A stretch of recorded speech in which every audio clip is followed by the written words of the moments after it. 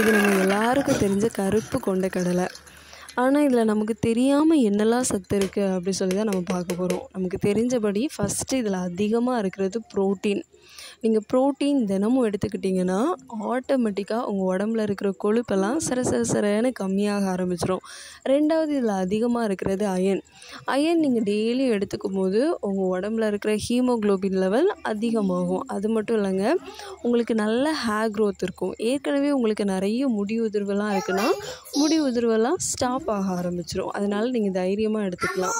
ரெண்டாவது, நம்ம முன்னோர்கள்லாம் சொல்லுவாங்க, உணவே மருந்து. கண்டிப்பாக அதுதாங்க. இரத்த சோகை இருக்கிறவங்க, சர்க்கரை நோய் இருக்கிறவங்க ஒரு நாளைக்கு நீங்கள் 200 கிராம் வீதம் நீங்கள் இந்த கடலை எடுத்துக்கலாம். கண்டிப்பாக உங்கள் உடம்புல இருக்கிற சர்க்கரை நோயெல்லாம் கட்டுக்குள்ளாடி வந்துடும். உங்களால் டெய்லியும் 200 கிராம் எடுத்துக்க முடியலையா, குறைஞ்சது வாரத்துக்கு ஒரு முறையாவது எடுத்துக்கோங்க. சப்போஸ் வாரத்துக்கு ஒரு முறை எடுத்துக்க முடியலன்னா 2 வாரத்துக்கு ஒரு முறையாவது கண்டிப்பாக இதை உணவில் சேர்த்துக்கோங்க.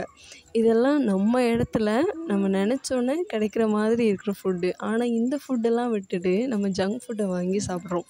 கண்டிப்பாக அப்படி பண்ணாதுங்க. எது ஆரோக்கியமானதோ அதுக்கு முன்னுரிமை கொடுங்க. வாழ்க வளமுடன்.